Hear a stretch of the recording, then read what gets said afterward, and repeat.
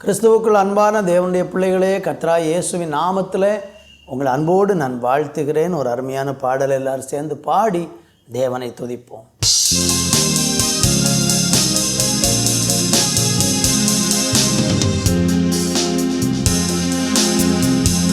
இன்னும் எத்தனை தூரம் பயணம் செய்யணும் நாதா, இன்னும் எத்தனை காலம் பாடுகள் நாதா, இன்னும் எத்தனை தூரம் பயணம் செய்யணும் நாதா, இன்னும் எத்தனை தூரம் பாடுகள் நாதா, என்னால் முடியவில்லை முடியவில்லை தேவா, பலன் தந்து தாங்க வேண்டும் நாதா, என்னால் முடியவில்லை முடியவில்லை தேவா, பலன் தந்து தாங்க வேண்டும் நாதா. நாதா இயேசு தேவா, நாதா இயேசு தேவா, இன்னும் எத்தனை தூரம் பயணம் செய்யணும் நாதா, இன்னும் எத்தனை தூரம் பாடுகள் நாதா.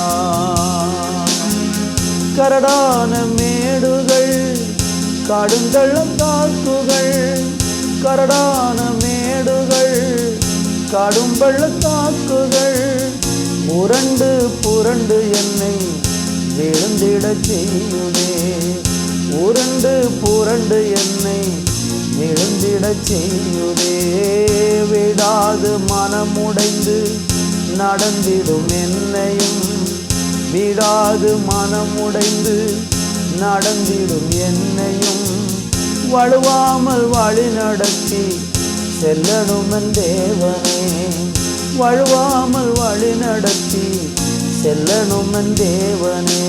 நாதா இயேசு தேவா, நாதா இயேசு தேவா, இன்னும் எத்தனை தூரம் பயணம் செய்யணும் நாதா, இன்னும் எத்தனை காலம் பாடுகள் நாதா, இன்னும் எத்தனை தூரம் பயணம் செய்யணும் நாதா, இன்னும் எத்தனை காலம் பாடுகள் நாதா, என்னால் முடியவில்லை முடியவில்லை தேவா, பலன் தந்து தாங்க வேண்டும் நாதா, என்னால் முடியவில்லை முடியவில்லை தேவா,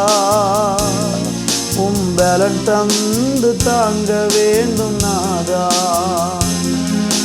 நாதா இயேசு தேவா, நாதா இயேசு தேவா, இன்னும் எத்தனை தூரம் பயணம் செய்யணும் நாதா, இன்னும் எத்தனை காலம் பாடுகள் நாதா. ஆண்டவரே, உமக்கு நன்றி சொல்லுகிறோம் அப்பா. எங்கள் வாழ்க்கையின் பயணம், எங்கள் வாழ்க்கையின் பயணம் எவ்வளவு தூரம், அதில் எத்தனை பாடுகள், அந்த பாடுகள் நடுவிலையும் எங்கள் தேவன் எங்களை அருமையாக கரம் பிடித்து வழிநடத்துகிறதற்காக நன்றி. இயேசுவின் நாமத்தில் ஜெபிக்கிறோம் எங்கள் நல்ல பிதாவே, ஆமேன் ஆமேன்.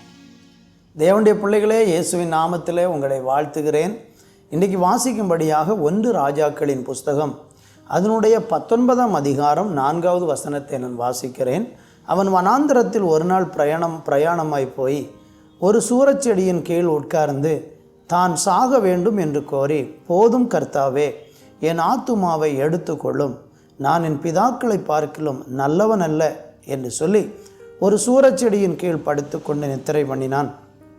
ஒரு தூதன் அவனை தட்டி எழுப்பி, எழுந்து போஜனம் பண்ணு என்றான்.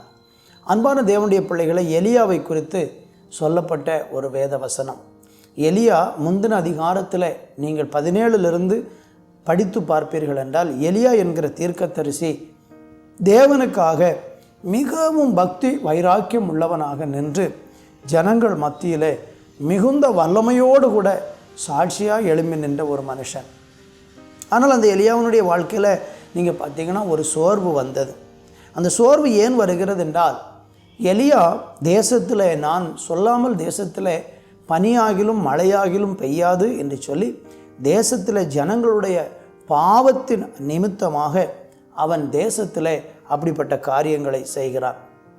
அவன் சொன்னது போல 6 மாதம் 3 வருடம் 6 மாதம் தேசத்தில் மழையும் பனியும் பெய்யவில்லை. அதனால் தேசத்தில் பஞ்சம் ஏற்பட்டது. எல்லா ஜனங்களும் ராஜாவினிடத்தில் சொன்னாங்க, எலியா தான் இப்படி சொல்லியிருக்கிறான் என்று சொன்னபோது ராஜாவினுடைய கோபம் எலியாவின் மேல் எழும்பியது. மாத்திரமல்ல, அன்றைக்கு ஜனங்கள் 2 நினைவுகளாக வாழ்ந்து கொண்டிருந்தார்கள். ஒரு கூட்டம் தேவனையும் ஒரு கூட்டம் பாகாலையும் சேவித்தார்கள். ஜனங்கள் தேவனையும் சேவிப்பதிலும் பாகாலை சேவிப்பதிலும் ஆர்வமாக இருந்தார்கள். ஒரே தெய்வத்தை ஆராதிக்காமல், ஒரே மெய் தெய்வமாகிய இயேசுவை பின்பற்றாமல் 2 நினைவுகளால் குழம்பி போயிருந்த அன்றைக்கு ஜனங்கள் இருந்தார்கள். அப்படிப்பட்ட நிலையிலே மக்களை எலியா கடிந்து கொண்டார். பாகால் என்கிற தீர்க்கதரிசி, பாகால் என்கிற கடவுளை அவர்கள் ஜனங்கள் சேவித்து வந்தார்கள். பாகாலுக்கு நிறைய தீர்க்கதரிசிகள் இருந்தார்கள். எலியா என்ன செய்தார் என்றால், அந்த பாகாலின் தீர்க்கதரிசிகளை எல்லாம் தோற்கடிக்க செய்து கர்த்தரே மெய்யான தெய்வம் என்பதை நிரூபித்தார். இதனாலே அன்றைக்கு இருந்த ஆகாப் என்கிற ராஜாவினுடைய மனைவி எசபேல் அன்றைக்கு எலியாவை கொலை செய்ய வேண்டும் என்று திட்டமிட்டு அவனுக்கு விரோதமாக ஒரு சதியான காரியத்தை செய்தாள். அப்பொழுது எலியா மிகவும் சோர்ந்து போய் ஒரு சூரச்செடியின் தணலில் உட்கார்ந்து வேதனையோடு சொல்லுகிற வசனம்தான் நான் வாசித்து கேட்ட வேத பகுதி. நம்முடைய வாழ்க்கையில் இப்படித்தான். சில நேரங்களில் நல்ல வெற்றி, நல்ல ஜெயம், எல்லா காரியத்தை எதிர்த்து நின்று 10 பேர் நிற்க வேண்டிய இடத்துல ஒரு ஆளாக நின்று காரியங்களையெல்லாம் செய்து பெரிய வெற்றிகளையெல்லாம் வாங்கின நாம சின்ன காரியங்களில் சோர்ந்து போய் போதும் ஆண்டவரே என் ஆத்துமாவை எடுத்துக்கொள்ளும் என்கிற ஒரு நிலைக்கு சில நேரம் தள்ளப்படுகிறோம். என் அன்பு தேவ பிள்ளைகளை, உங்கள் வாழ்க்கையில் சின்ன சின்ன விஷயங்களில் கூட நீங்கள் சோர்ந்து போகிறீங்களா? பெரிய காரியங்களில் சாதித்த உங்களால் சின்ன காரியங்களை எதிர்கொள்ள முடியாத அளவுக்கு இன்றைக்கி உள்ளத்துக்குள் சோர்வு நம்மளை மிகவும் பலவீனப்படுத்துகிறதா? அந்த சூழ்நிலையில் நமக்கு உதவி செய்வதற்கு ஒரு தேவன் இருக்கிறார். அவரை நோக்கி பாருங்கள், அவரை நோக்கி கூப்பிடுங்க. நீங்கள் நெருக்கப்பட்டு எனக்கு இனி முடியவே முடியாது என்று சொல்லுகிற சூழ்நிலையிலையும் உங்களை தூக்கிவிட்டு இனி என்னால் பயணம் பண்ண முடியாது என்று நீங்கள் இதுக்கு மேலே என்னால் வாழவே விரும்பலை, நான் இதுக்கு மேலே என்னால் வாழ முடியாது என்று யோசிக்கிற உங்களை கூட உயர்த்தி திரும்பவும் வாழ வைத்து மேன்மைப்படுத்துகிற நல்ல தெய்வம் ஆண்டவராய் இயேசு. அந்த தெய்வத்தை உறுதியாய் பற்றி கொண்டு பின்பற்ற இன்றைக்கு ஒரு தீர்மானம் எடுங்க. அவர் உங்களை திடப்படுத்துவார், தைரியப்படுத்துவார். சோர்ந்து போகாதீங்க, ஜெபிப்போம். நல்ல பிதாவே, இந்த நாளில் நீர் எங்களோடு பேசின வார்த்தைக்காய் நன்றி. மனம் சோர்ந்து போய் யாரெல்லாம் இந்த வார்த்தைகளை கேட்கிறார்களோ அவர்களை தைரியப்படுத்தி இதிலும் பெரிதானவைகளை காண்பாய் என்று சொன்ன வசனத்தின்படி பிள்ளைகளை ஆண்டவர் வல்லமையாக கிருபையாக பயன்படுத்தும். இயேசுவின் நாமத்தில் ஜெபிக்கிறோம் எங்கள் நல்ல பிதாவே. ஆமேன், ஆமேன்.